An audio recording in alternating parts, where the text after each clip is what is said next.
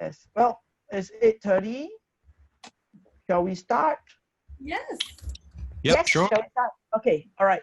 So yes, hi, good evening to all of you. Thank you for joining us. Today we are talking about Asia absent, how we from Asia can establish global thought leadership. And today with me, I have three global thought leaders. I have Karen Leong, I have Kenneth Kwan, and I have Joe Augustin. Yes, so Karen Leong is our Lady Gaga. She'll make you go gaga. She's so influential that she'll influence you to do anything, anything, whatever you want. So she'll really influence you. And that's Karen. Then there's Kenneth Kwan. Kenneth Kwan is our solutions guy. If you need a solution, go to Kenneth. Kenneth will tell you all about what solution you need. So he's all about leadership. He's all about being solution focused. And finally, there's Joe Augustin, who is the person that I was like, all day I was worried and terrified of hosting him tonight. But of course, it's, yes, our local celebrity. We all know him. And he will be here telling us, he's a thought leader on presentation. He'll be here telling us what he thinks about Asian thought leaders. So that's a little bit about the background. And today's topic, we are really looking at why is it that Asians are very underrepresented in the world when it comes to thought leadership. A lot of thought leaders, if you look at TED Talks, you look at all these concepts, they tend to come from the West towards Asia. And there's very few that goes out from Asia towards the world, which is funny because we have 60% of the world population. We have two of the three biggest economies in the world. And as far as I can remember, we are the biggest booming, growing area in the whole of the world. And yet we are not leading the world in thought leadership. So what does it take for us to get out there and to be heard on the world stage? So I invite the three of them who have done it to share with us their journey. Okay, so who would like to start? That's a terrible question to ask very polite Oh, people. okay, terrible question. I apologize. Ladies first. Ladies first. Always. All right. Being Asian, I am going to say yes. Let me start first. But this is something I'm going to challenge because a lot of times we say, hey, there are no thought leaders in Asia. I think it's really more about, there are thoughts. In fact, if you look at Asia, Asia has been responsible for some of the greatest inventions. I mean, just off the top of my mind, we can think of like gunpowder or alcohol or, a lot of weaponry, even the compass. The thing is that Asia has been a very strong civilization. Now, the thing is whether these thoughts are able to permeate to the rest of the world. And if you look at this, Serene, you talked about TED. You talk about, a lot of the global platforms. These are all Western media, Western platforms. So it's not that Asian voices are not represented globally. It's just that the Western media has controlled the narrative. I think in the 19th century, in the 20th century, that has been the Western dominance because that's where prosperity was. But you're right, Serene, to say that right now in the 21st century, the time is Asia because you're looking at China, India, they're booming economies. So personally, I just want to tell you a very interesting thing. When I started my company about 12 years ago, we started by hiring Western thought leaders. So we would bring in thought leaders from the US, Australia, and the UK. So for 2 years, that's what we did, bring in thought leaders, and it was highly profitable. But today, I think, and since 8 years ago, we have stopped doing that. In fact, the tides have shifted. People want to hear Asian voices, and we own all our IP. So there is now a growing demand. The fact that we are Asian headquartered, and yet we help Asian companies grow globally. So there is the shift there. So I think, in short, thought leadership in Asia exists, and it's only going to grow. So I'm going to throw the gauntlet to the next gentleman. Why don't we do it in sequence since we're following the Asian thing right now? Okay, Serene. go next as well. I think definitely there is thought leadership in Asia. I mean, if you think about it, not that there isn't a thought leadership. The question is the medium. So if the medium is in English, and a lot of people use English in the Western society, even in the Asia context where even English, is not a language that is mastered by most people. So they have their own thoughts, but it's narrated in their own language. So if you think about it, like China, it's not that China doesn't have thought leadership. They have, but it's in their own platform, their own language. If you go to Youku.com, you have seen all kinds of programs, educational programs, very, very high-end thought processes. They're all shared, but it's in their language.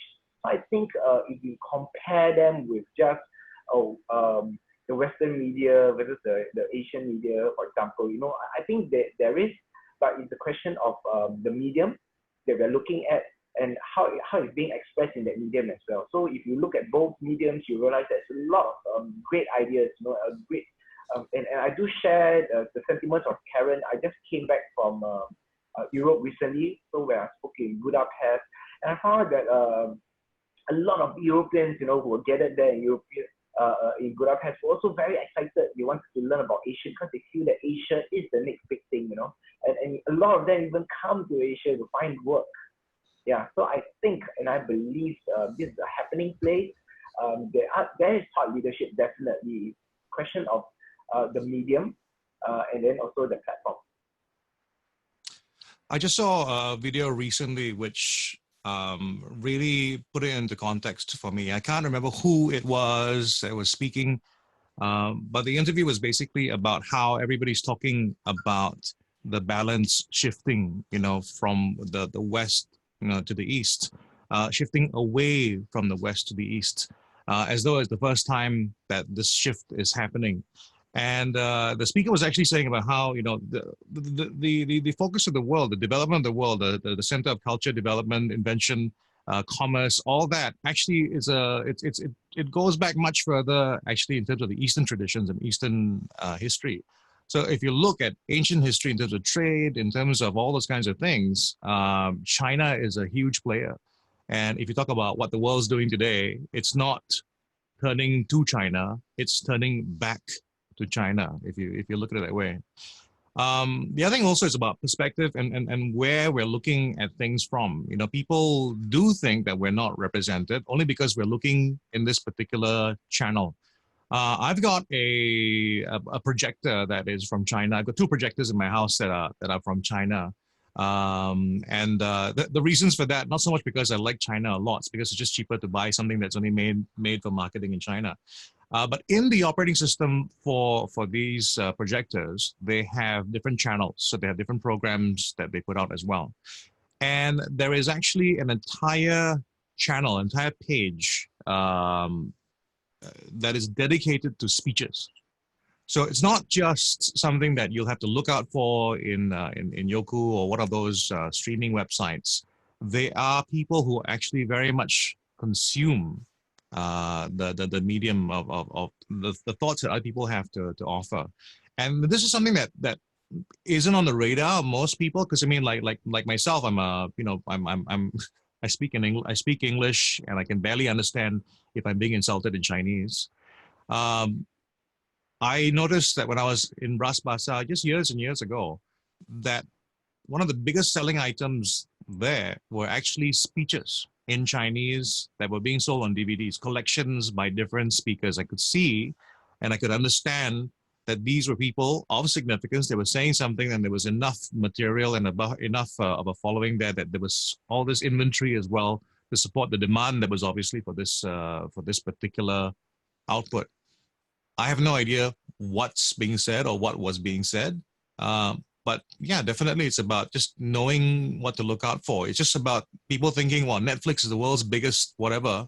And then you look at China's online streaming and how what they do is bigger than all of Netflix. And if you look at that, Joe, I mean, it's true. It's not just, look at how China is infiltrating the entire movie business. I mean, Hollywood is no longer, doesn't have enough money. I mean, it's embracing China investors. And look, Bollywood is far larger and churns out far more movies per day than Hollywood. So my co-director, he just sold another one of his movie book rights to movies. And Bollywood, he always says, Bollywood is where the money is. So it's not just, thought leadership also is permeating because of media. So you talk about the Korean dramas, for example. That's global domination. And what is that recent Korean band? The one that, you see, I'm not in tune, but there is this Korean band. BTS? Are you talking about BTS? Yes, yes. And look at how they're selling out globally. And so Korean dramas, Bollywood, China dramas, that is also the Asian era. But maybe at this point in time, we should take a moment to define what we are talking about when we talk about thought leadership. Because I think there's a lot of cultural background, of course, and so on. But a lot of it, what we are looking at, perhaps in terms of thought leadership, is how can we establish ourselves as thought leaders? And so what would you define as a thought leader or a thought leadership? I think if you really Oh, yes, I should.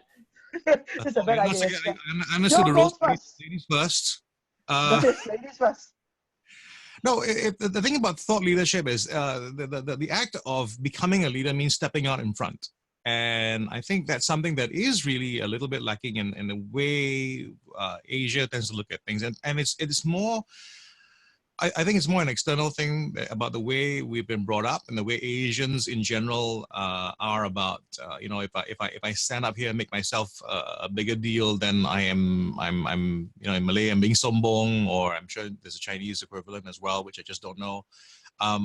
So, you know, there is a tendency not to be that guy. You don't want to be seen as that person out in front. We are very used to the idea that all of us are one collective, you know, hardworking society, but we all don't want to have the last siomai that is on the plate. You know, it's like we're all of us we're all equal. So the step forward is a little bit of a challenge. You know, I think it means also you have to have enough self-worth, I think, to take that first step. And I think we should also understand that when you look at the world of thought leadership and the prominent people you see in thought leadership, which may be at this point to us a very Western bunch, is that we're looking at the remnants. We're looking at the survivors of the process. We're looking at what's happened after people have stepped forward with their thoughts trying to lead, and they turn around and no one is there.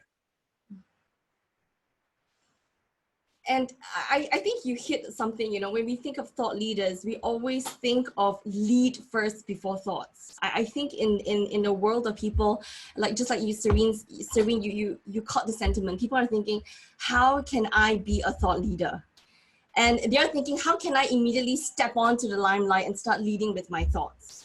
So I am actually going to ask, I mean, Joe talked about, you know, the Asian mindset about not speaking up enough. And I want to just say that there is also the opposite, that very often people who actually speak up too prematurely, that is also detriment to the developing of your own thought leadership.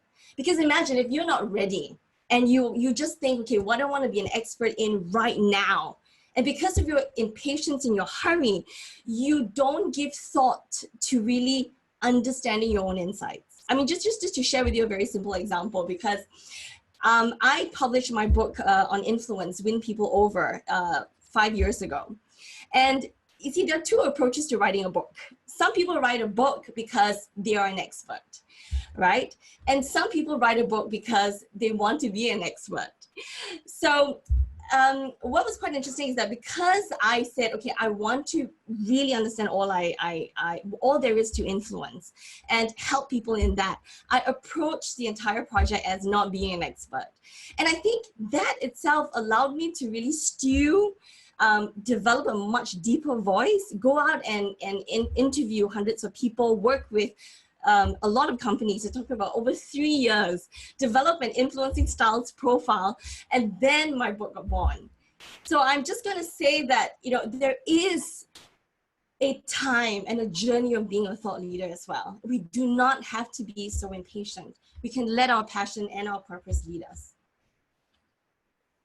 Would you then say that? Yeah, sorry, I just want to add a point.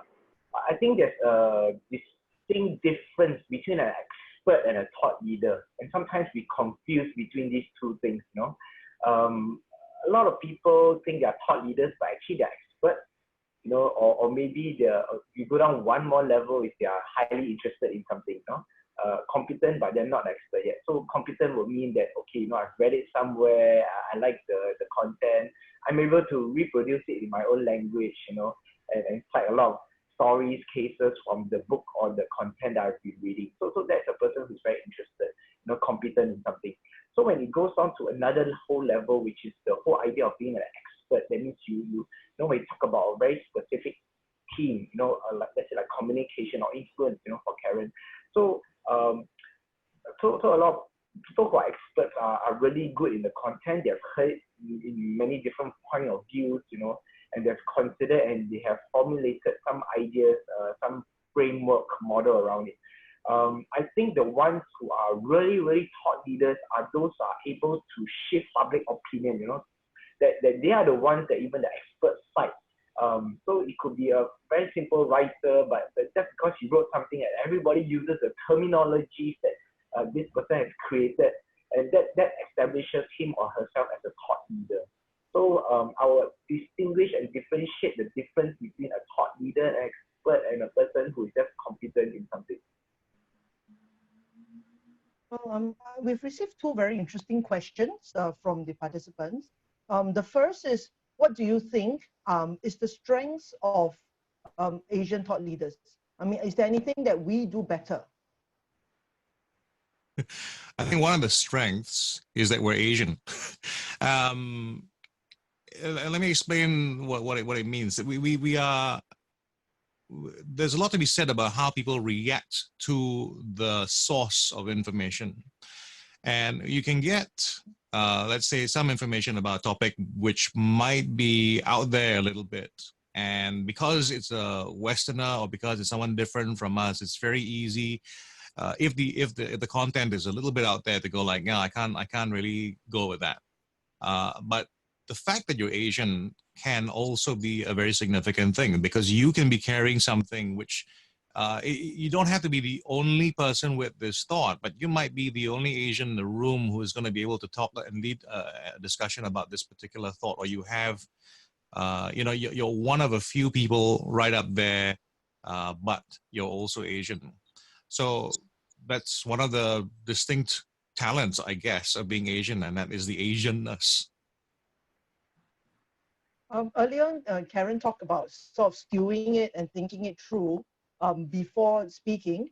And I wonder whether that ties in with what you said, Joe, about Asians really, you know, sort of holding back, making sure that we have thought it through before we speak, and whether that will also be one of our strengths as well.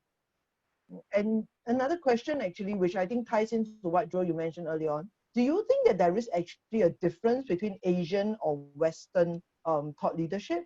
Like, is there anything uniquely different about Asian and thought leadership? I'm going to jump in here and say that, you know, once we actually put on the Asian box, I think we limit ourselves, because, you know, truly global thought leaders don't see themselves as an American or, you know, European or Asian. I think it's literally understanding what makes people human.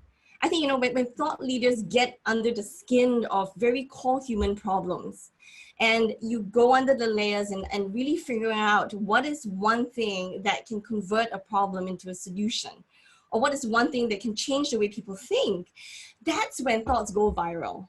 And I think it's really about understanding and removing boxes that allows us to even gain that confidence of saying that what works for us as a human being actually can be replicated all over the world. So I give you a simple example. You talk about Asian, and you know, I've also often been asked to speak at women's panels. So people ask me the same thing, like, you know, Karen, you know, can women also make as much strides in terms of thought leadership than men? And I just want to share one amazing example, Marie Kondo. So you look at she is now seen to be the face of the magic of tidying up. So she took something, decluttering, something that, you know, I mean, of course, the Japanese households have taken it to another art, but literally every human being would benefit by having more clutter-free lives, not just physically, but also in their minds. And just see how that small, shy, you know, Japanese woman, now she's a giant on the world stage because she hit upon something that every basic human being values, which is happiness, stress-free, clutter-free life. So there is, in your opinion, there isn't anything particularly different? I mean, because the question was, how is Asian thought leaders different? How is Asian thought leadership different? So in your opinion, is there a difference or there isn't a difference? I mean, the correct answer is there is no difference. But yeah, there is something about it. There is a difference. I mean, as in, there is a difference when someone, you know, leads a revolution for millions of people on their subcontinent, and they're Indian, right? Like Gandhi was. There is a difference to the person that is leading a particular kind of thought. So I think context, trying to remove context sometimes is impossible. There's also another part of it which I was thinking about as Karen was talking, and that's about charm. You know, Marie Kondo is not the first person who said, you know, tidy up your room. Otherwise, my mom would be a thought leader.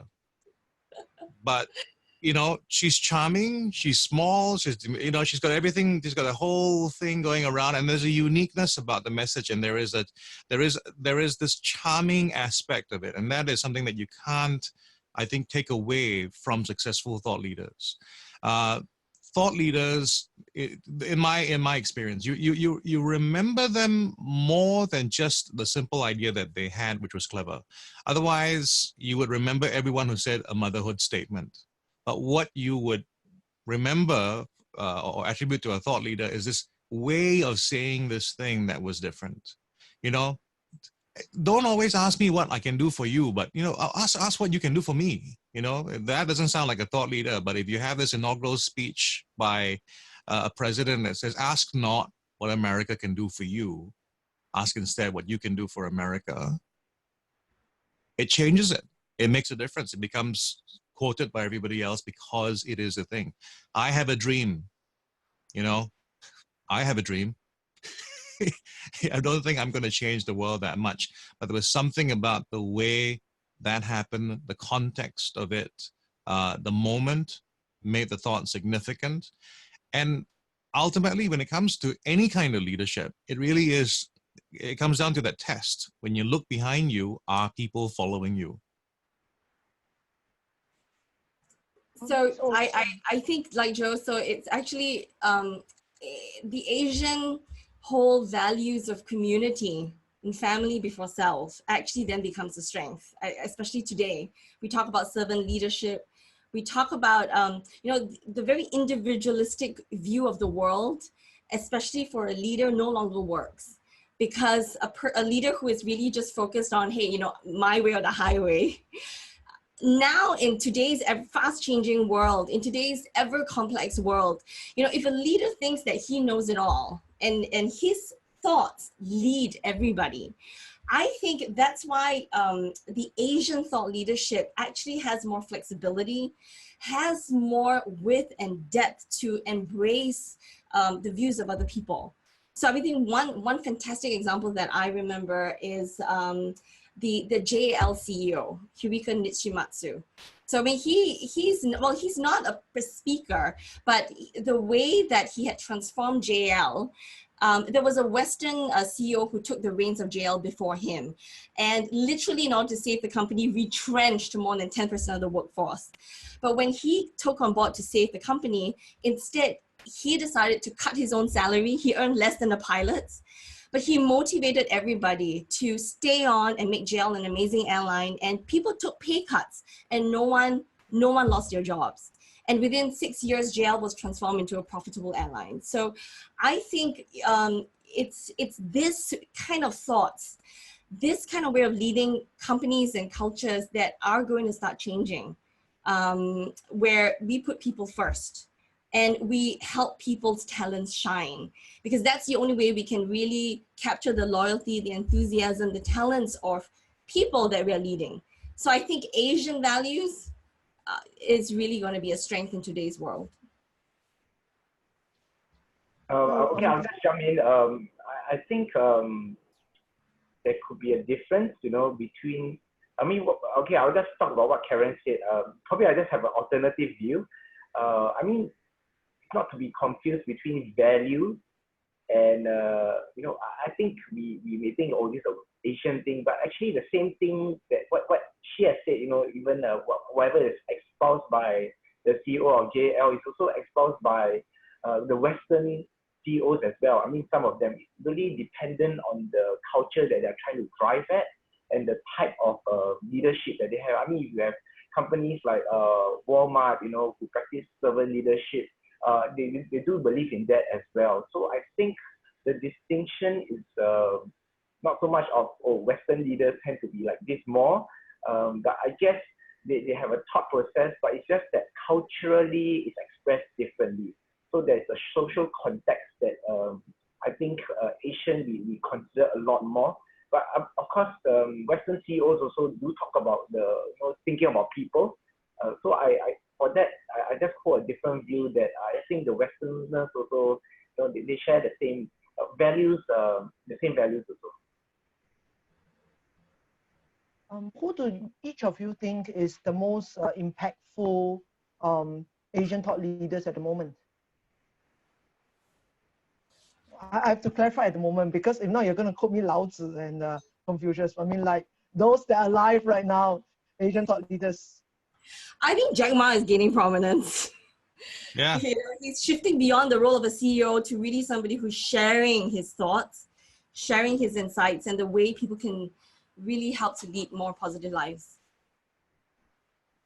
Yeah, I share Karen's view. As I was listening to her, I was like, oh, please don't say Jack Ma, because that's my answer. Yeah, but Jack Ma is a great answer.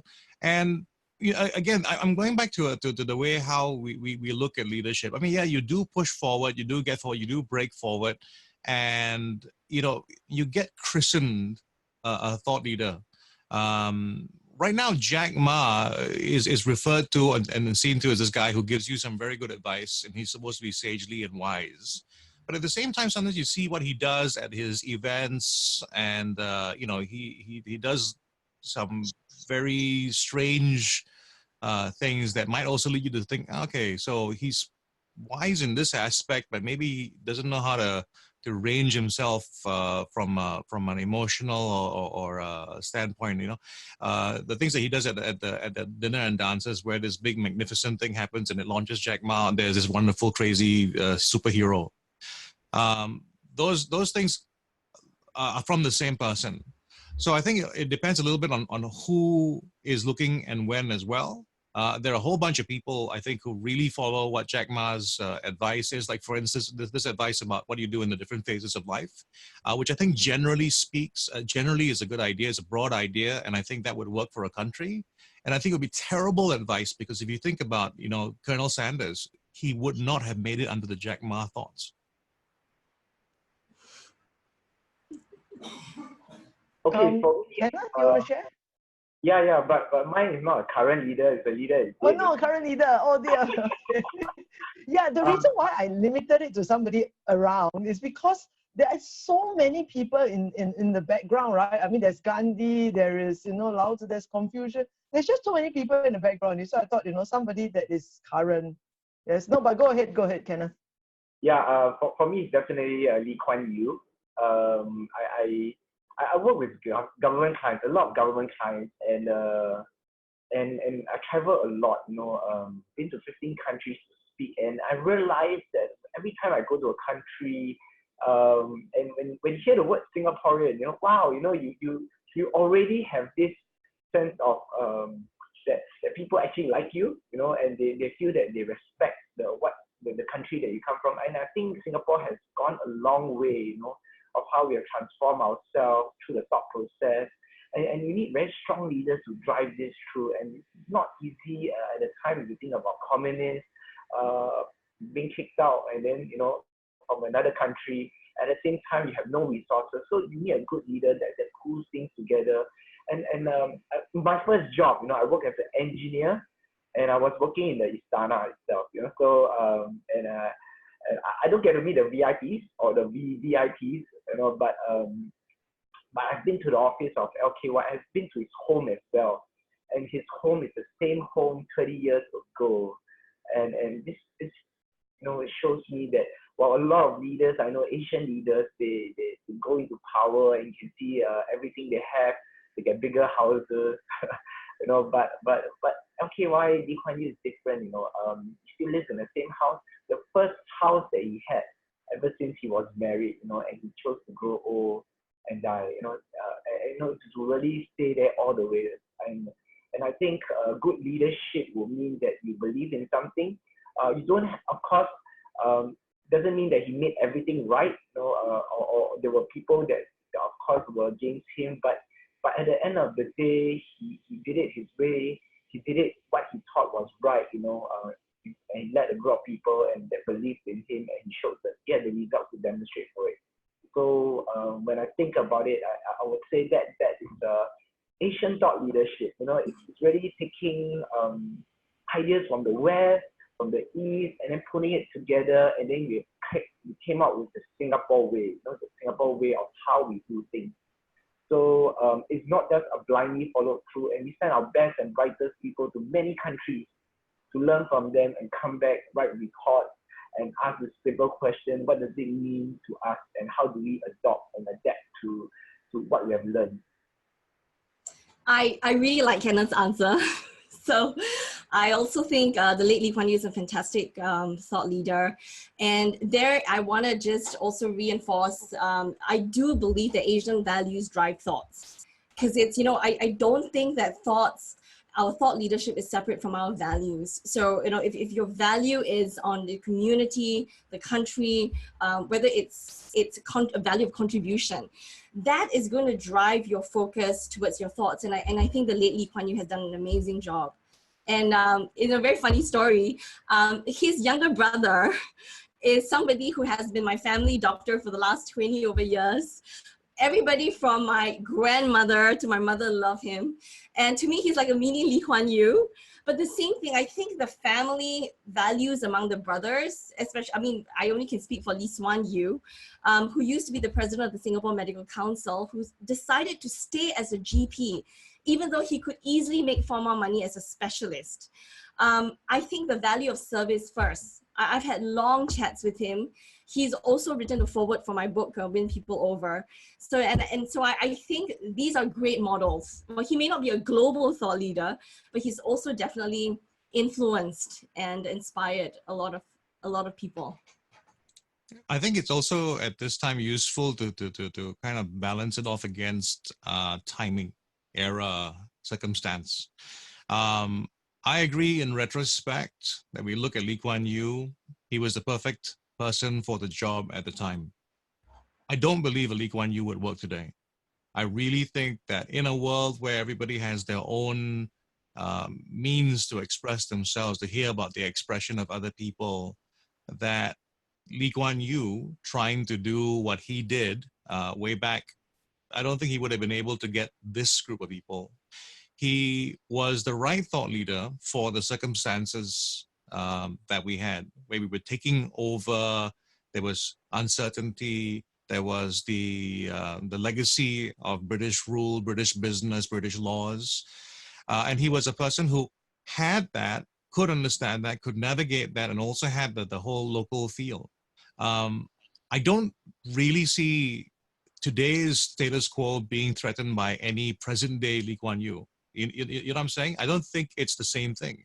So, and with due respect, I love the man. I love the stuff that he's done and how he understands power. I think it was Henry Kissinger who said that he'd never met, anyone who understood soft power better than Lee Kuan Yew. And when I first heard that as a younger person, I thought I didn't quite get that. But today, you ask me whether I understand that. I go wow. You look around and you see what happens.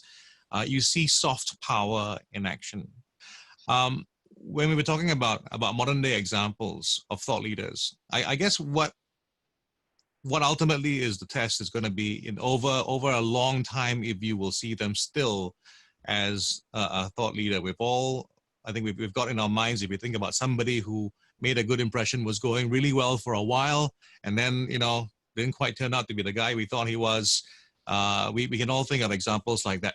Bill Cosby. But if we look at Mahathir, I think Mahathir has gone through this journey as well, and I've watched. When I was getting ready to introduce him at one of these events, I actually went back into the history books to find out a bit more, because I had an idea, I had a myth of Mahathir, and I was bought into it, and that was the introduction. That was going to be the basis of my introduction. And then when I went back to study and just line up the facts, I went, oh, this doesn't quite line up with what I understand as Mahathir today. So some of that is the myth as well, and it's the timing of things. The story, the cantankerous 50-year-old is not the same as the cantankerous 70-year-old. Definitely not the same as the cantankerous 93-year-old. When you're 93, they reward you for walking. And Joe, if you look at this, right, I believe that a Lee Kuan Yew who is 90-something today, the Lee Kuan Yew will be a very changed man. So if it was a 90-year-old Lee Kuan Yew, with a 50-year-old body, I think he would have been right for Singapore in today's context, because he has softened up. He's actually changed his views, even about gay rights in Singapore. Mahathir too has softened up, looked at how, giving the Brahmaputras, unparalleled powers, was probably his wrong policy. So I think sometimes it shows that human beings, we can evolve. And often it's the times where we think, like Kenneth said, we are so sure about ourselves as experts that that actually could be the biggest impediment to thought leadership. Literally, it's just to open our minds and to just be more flexible in embracing things and seeing things from different points of view and having empathy. I think that allows us to really share more strong thoughts that can resonate with more people. And for those who are starting the journey and who want to become a global thought leader, what kind of advice do each of you have for them? Maybe we can start with Kenneth. So I talk about the different stages, right? First we all have to be competent in the subject first, really know enough about it, talk about it, share with your friends. And then after a while, we take that one topic and we look at different angles. How does it apply to society, to the companies that I work with, to the larger context, or maybe even in a nation. So when you start looking at how an idea permeates into different contexts, and that's where you start developing an expert opinion already. And after a while, you realize that the evolution to really becoming a thought leader, you put everything together, and then you come up with a very unique framework, a unique way of just saying one thing that sticks to people's mind and shifts thought patterns. And I think that's where your thought leadership, that's where thought leaders are born. I think there is no better time, honestly, that this is a great time, because right now we have social media, we have where you can just take a thought, put it onto the internet, and people will just watch it. If they love it, they'll just share it. And it's a great time to just take an idea, a simple idea, and just proliferate this one idea. Last time when I was younger, it was so much more difficult. You had to write something, where information is difficult to reach. But right now with the internet, you're just going to accelerate the whole process of reaching out to your audience.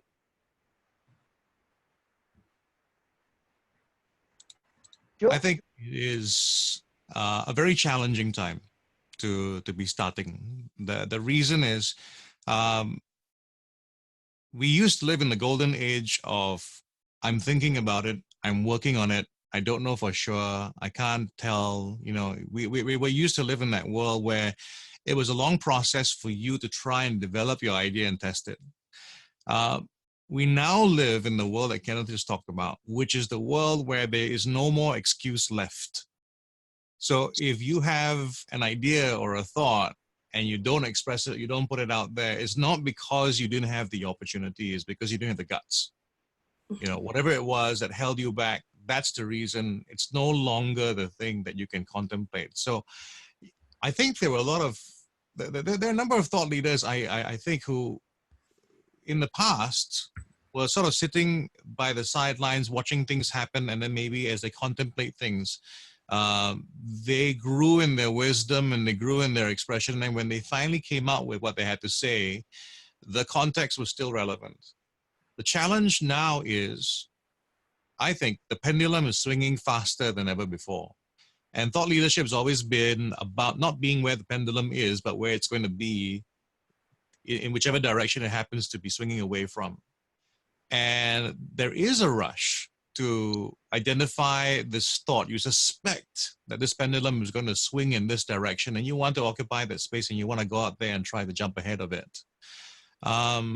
And like I said, you know, when you look at the number of people that we have right now, the Simon Sineks of the world, he is not the only one who's talked about that kind of leadership, who's talked about all those different things, but he's the one that brings together the right combination. He is the one that represents enough of the world, the younger person. He's the one who is attractive enough to be liked, even if the sound is off. You know, there's a lot of things going for those people, and that's what ends up, you know, happening. So I don't know if there is room in today's world for absolute meritocracy. I think you get unfair advantages from various means. Either you are very good at the other parts of what you do, like your marketing, you have a strong Instagram game, or you know how to produce videos. Those things are going to propel you a greater speed than, I think, just a person who has an interesting thought.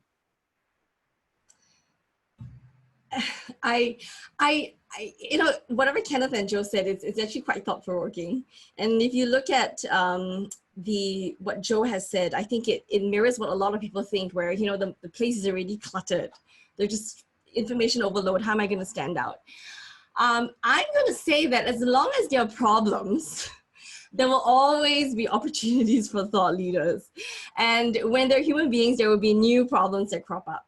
Or maybe people are seeking new solutions to old problems. So I think if we shift away from just trying to be smart and clever, to just thinking that, hey, what is a problem that I really care about? Maybe it's a problem I currently already have, because any problem you care about, I'm sure it will be shared with by other people. Okay, so, and then you start formulating, and sometimes if you manage to solve a problem in your life, you may be surprised, you know, by just breaking it down, other people can benefit from it too. So I remember this thought that I had, you know, because we were working with so many organizations in transforming cultures, in leadership development. And a lot of my clients were asking us, you know, Karen, how can you help us to really solve bigger and bigger problems? And then I remember we had an idea. What about coming up with Rise to the Ranks? So we did our first global online summit. And like Joe said, sometimes it takes courage, because we were thinking, hey, there's already so much information out there. How can we possibly add to it? But we decided we are going to work on real problems that our clients in 13 countries already face. We do a lot of Asia, Pacific, Japan work. We lined up more than 20 Asian leaders, added another 20, so about 40 global thought leaders. And we gave ourselves a timeline, 4 months. So in 4 months, we cracked the whip, we made it happen, solving real problems that our people face. But the fascinating thing happened, because we were so clear about the problems we're trying to solve and guiding our thought leaders towards addressing real problems that our coaching clients, our clients addressed. We actually hit gold, because we had thousands of people from more than 70 countries signing into our community. And it's really interesting that the second largest people came from the US. So there were this incredible group of North Americans who had come onto our Rise to the Ranks Summit because they felt that, you know, whatever we were offering really resonated with them. So I think, you know, this was also a big learning for us, that we can really, you know, by being fixated on solving problems, come up with something that's truly global. Yeah, I want to add to what Karen has said. You know, if you think about it, everybody who is a thought leader has a very specific solution, or they have a very specific team, and they rarely move too far away from a team, you know. So, and they take that one idea and they translate it into a very specific medium as well.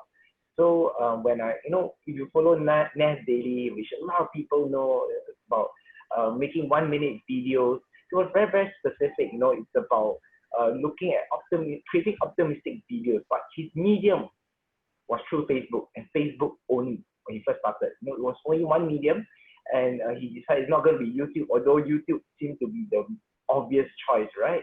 But it was very clear it's going to be Facebook, and using that one topic, you know, and then the one medium, and he just conquered it. And every video, you know, that he has probably has at least 1 million views. So what I'm sharing is it's just it's not that difficult. Sometimes we just need to be very focused in just one medium, and then we just push that one idea, just one idea consistently. Yeah.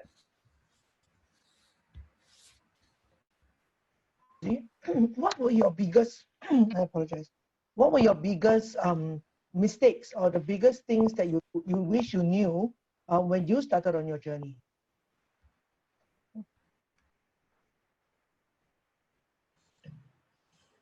Should I arrow somebody this time as well? Yeah, I'll start first.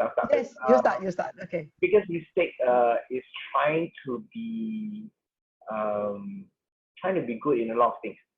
Yeah. So when I first started my journey, I started 12 years ago. You know, I was one of the guys who had this burning question, and I believe all adults ask themselves this burning question: what do I really want to do in my life? And I answered it, you know, at a very young age. And I know most people will answer that question, or they just choose to ignore it, you know. Even if you can answer it, the question is, do you have the guts to go for it? And I went all out, you know. I just decided that, okay, I'm going to go follow my dream. So my dream was more important than finding a stable income. And for a very long time, I wanted to start something, but I didn't know what was it. It's the problem. I just didn't know. But I went back and I started asking myself, what was something that I was really, really interested in that I could do. You know, when I do it, I feel there's little effort, or I could even do it for free. You know, what was something? And I realized that was very specific. I first started off with team building, you know, and for many, many years, the initial part of the career was all about team building. But after that, I realized that I grew hungry. I wanted to work with leaders, because I realized that I couldn't just change the team members. I needed to change or work with the team leaders. The leaders are the problems themselves. If you could work with the leaders, things happen, things change. And after working with the leaders, I realized, hey, what you could create more change by just working with the head of department. And after that, the company culture and the entire organization as well. So along the way, I've seen many other trainers or speakers, they get excited, they get lured by the sexiness of other topics. When they speak about one thing and then they realize that, hey, I could earn more money in this area, so I'm going to shift and talk about this. But it's not easy being congruent with what they believe in. And then after that, they realize they could talk about it because they're brilliant, but they don't have very, very in-depth knowledge of that one thing. You know, it's easy to just go 101 on the topic, but it's difficult to establish depth, you know, all the way. Being very clear of that one topic and what does it mean to an organization or to society or even to a government as well. So I think it's just being clear, crystal clear in just one area. Do not be swayed by the left and the right. Just ask what really resonates you. If you could just think about it or talk about it, you know, even if it's free, you'll do it. You know, I think that's something that I would encourage people. Don't be swayed by the sexiness of different topics that could earn money, you know. Just be truly congruent. Joe? Oh, sorry, Karen? You know, for me, it's really funny. I think for me, it is the fact that I actually gave up reading fiction when I started my career with KPMG, because I started in audit, and it was in my 20s, and I said, hey, to hell with fiction, you know, I'm going to read like a grown-up personal development, career development stuff. And it's really funny because sometimes when we limit ourselves to the things that we read, we don't read widely enough, different genres, you know, different writers from different backgrounds. You know, we start seeing the world through very filtered lenses. And I started to be extremely boring. So when I wrote my first book on influence and I passed it to my co-director to read, he fell asleep after 3 pages. So so I think, you know, being a thought leader also, it's about, you know, just being able to be an effective communicator. And that's how you bring your thoughts alive, through the magic of storytelling or through just being compelling. So for me, I started reading fiction, and it's really interesting. You know, young adult fiction is also fascinating because the people who write for teenagers, the way they write is extremely modern and they hold people's attention. So it's a great reminder to just keep reading, keep growing, keep developing. It'll make you a more interesting person, and at least you enjoy the whole journey a lot more. I want to jump in one part, a little bit different from Karen's point of view. I don't feel you need to communicate it in words, but if you need to communicate in just the written word is fine. You know, you don't have to be an excellent communicator over a video. I mean, I've seen a lot of thought leaders who are just bad at stage, you know, very bad presence, no stage presence, but because of the quality of the work that is in the written word, and it just, you know, people just listen to them, they can forgive them because of the thought process that goes through it. So, you know, just it's just focus on the thought. That's the most important. And then, of course, the medium in how it expressed. You find one medium that works for you, but don't let it be a stumbling block. So you don't have to be perfect, but if you're boring and you sound like a textbook, it's not going to fly. But you can be authentic. So I agree with Kenneth. If you have raw passion and authenticity, that is extremely compelling. So I am trying to think about what I should have done when I was younger. It's really hard to put a finger on it. Yeah, no, you know, this idea, you know, this is supposed to be happening in the meantime in the background, but it didn't quite work at the same time. I was going to say that, like, I'm not sure. There's this whole idea about being, you know, being commercial. So I'll let that be up there for a moment. Many times people want to work so hard on this thing about being an artist, and I'm struggling. And I think one of the things about the process is this. If you are not doing something that is going to be significant and it's going to change a lot of people, you are creating something which is super, super niche. And if there's nobody following you, this again goes back to the test about if you look behind you, no one's following you. Maybe what you are leading is not something that is that big a deal. So if you can test yourself for commercial viability, that actually tells you something about whether what you're saying is of significance to the world. If you have some kind of killer way of thinking about things, but it does not change a whole bunch of people's lives, then you really aren't going to be commercial as well. So many times artists, writers, people who create things, they just want to be this like lone person. I'm the only one who has this idea. I wish more people understood what I'm doing. When really, if you did it well, then more people would understand what you're doing. And if it's valid, then you'd be commercial. And actually, further to the point, I mean, Kenneth was talking about being really like deep in to a topic and really spending time to understand it. But as I think Joe mentioned earlier on, the world is changing so rapidly that by the time you spend all that time getting to really understand the topic, I think it may have moved on and that topic may no longer be relevant anymore. I mean, if I spend really like all my time understanding 4G, I'm a bit late, I think. I want to challenge that thought. May not necessarily be, because if you are talking about principles last for a very long time. But if you're talking about trends, then of course, yes, anything that's affected by trends, technology, yes, of course, they have a very short runway. But when you talk about people, you talk about, leadership, you talk about just all these things, I think they have a longer runway. Yeah. Just, even Dalai Lama is still fashionable. So it's, he's been talking about enlightenment and kindness and compassion.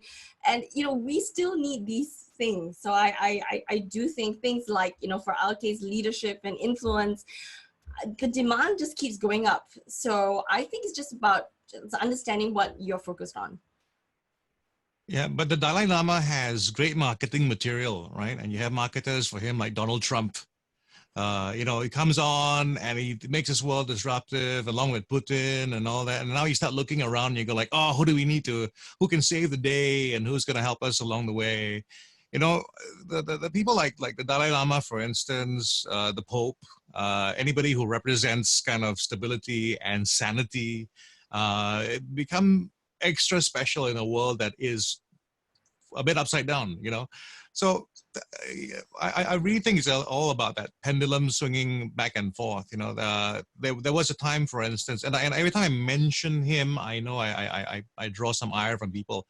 But Deepak Chopra, Deepak Chopra, remains a strong voice in terms of spirituality and all that. But there was a season when he was like the person you would see at almost every thought conference, and now maybe not so much, right? Because people move around and they're moving to different things as well. They're different to they're going on to other people who are experts.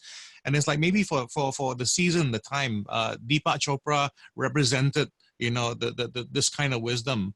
And more the world now seems to be shifting towards, as far as that kind of wisdom, to the self. They go like, no, it's not outside of you. It's inside of you. And then, so we're the victim of fashions. We're the people who wield the power by using the trends and riding the waves.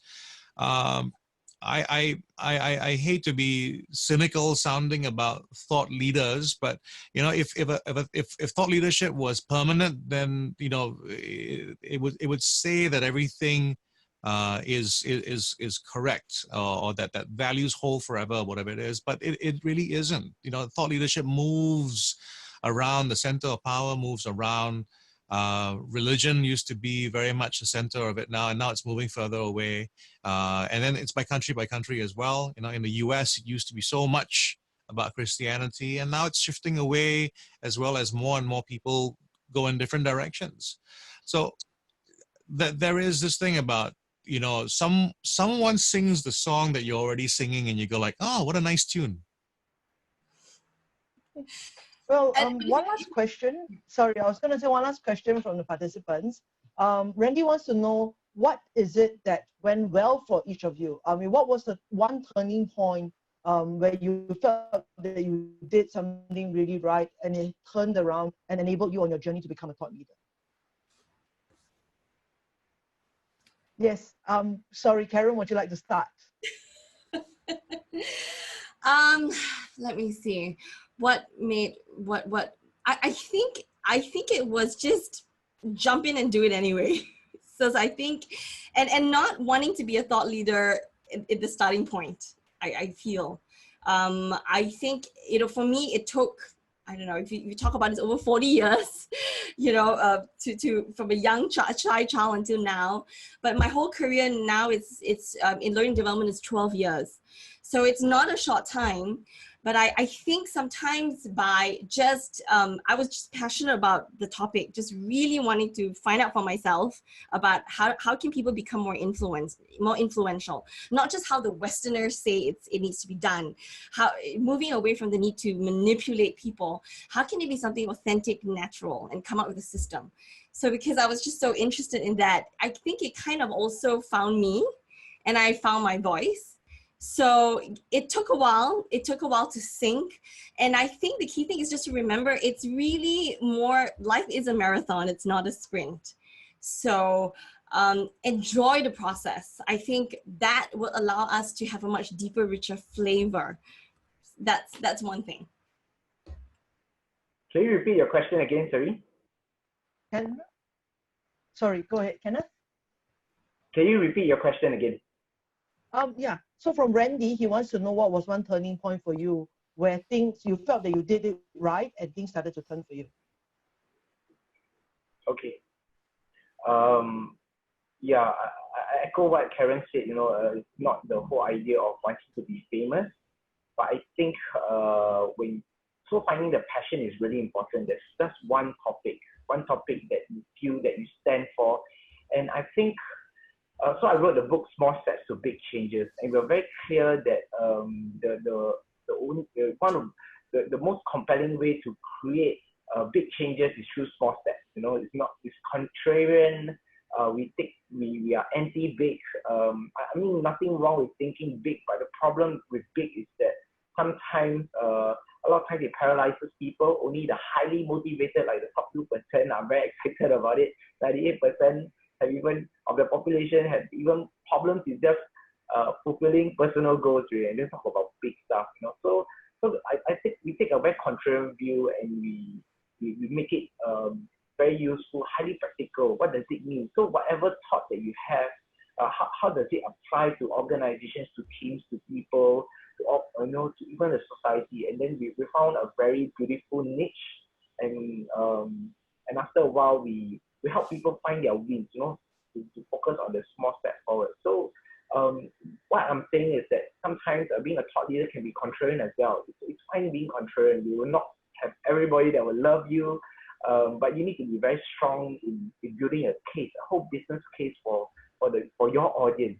So I work with organizations, so I'm very clear this is a business case with organizations. But if your topic is something that is very specific to something that's personal or for the community, just focus on that community.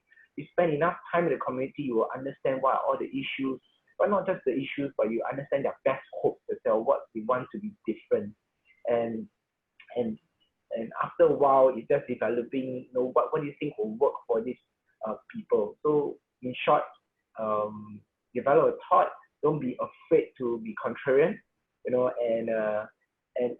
and realize that you're not everyone's gonna love you, but stick to it, and that's where people remember you for something. And Joe? So the one thing that I think I've done well, and I continue to do, and it's all bit by bit. It's not this one big huge hammer. It's just this thing about being consistent. In terms of how people expect you to behave, expect you to think, expect you to talk about things. If you're going to enter this world if you're going to enter any kind of world where reputation is important, what you've done 2 days ago, 5 days ago, 10 days ago, a few years ago, 7 years ago, all those things are going to add up and create this impression that is going to be the impression you'll walk into tomorrow with. Someone who is watching this right now, for instance, who perhaps has been listening to me since I was a wee lad, they don't see this person right now as, oh, Joe has changed a lot. It's like, oh, this is where Joe, kind of would have been. I think I was at 20 years old. I was suspected of being 40 already on radio. I was always contemplative, always concerned about being right, always concerned about being unique, and I was always snobbish about doing things half-assed. It doesn't mean that I didn't do things half-assed. I was snobbish about it. I had the attitude. So I was thinking, while everyone was talking about being a thought leader, I was thinking maybe what I am actually is an attitude leader. In terms of people kind of know, they know that I am this guy who is quite demanding. I know I'm this guy who doesn't necessarily give the people around me a lot of face. They know that I'm maybe a little bit hard to deal with, but they also know that I'm good.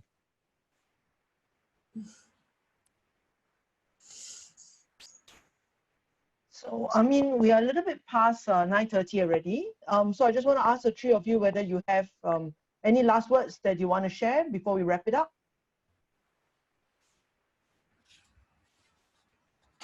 Is that a no? I was Come on, Joe, you must have the last word. gonna hold my answer till the very end so that it could be the I last. see. Okay, yes. So No. who would like to have the first last word? Would it be Karen or Uh, Kenneth? no, my advice to anyone who's in the business of communicating is something that I learned a long time ago from a legendary radio broadcaster called Gary Ocean, or anyway, some guy called Ocean. I can't remember his real name. I think it's man. Okay, it's Mr. Ocean, the DJ. And his his legacy was that he was a huge broadcaster in California, had millions of listeners back in the day when you could have millions of listeners. Bobby Ocean, that's his name, Bobby Ocean. And he said, just remember, doesn't matter how many people, it's always one person at a time.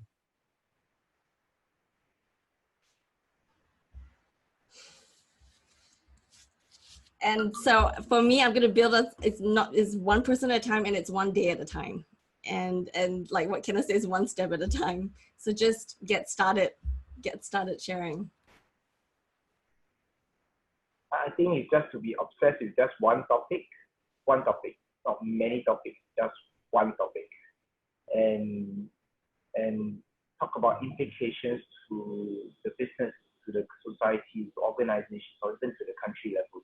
That's one thing. It's very easy to just keep thinking about one thing because you're always exploring different facets of it, and that really makes you somebody that is going to be awesome, And after that, it's just communicating, and always take the next 4 steps. Look for the next win to communicate that idea. I started off being very poor, but when I started communicating the idea, I just got better in delivering, and little did I know, I started going overseas, so to speak, in conferences. So everybody has humble beginning, but just focusing on the next small win, the next small step, and after that, you just get better and better. Okay. Thank you very much, the three of you. And to all of you who came today, thank you very much. So thank you, Kenneth, thank you, Karen, thank you, Joe, and thank you to all our participants. There will be a short poll when you leave this Zoom call. So please just, I would really appreciate it if you spend a couple of minutes, just fill it up. And then my next panel is going to be on the 1st of August. It will feature Heather Hansen, it will feature Adele Hung and Diane Chang. 3 people who are going to come and talk about language. So Heather Hansen is a TEDx speaker on language. Adele Hung is a speech therapist.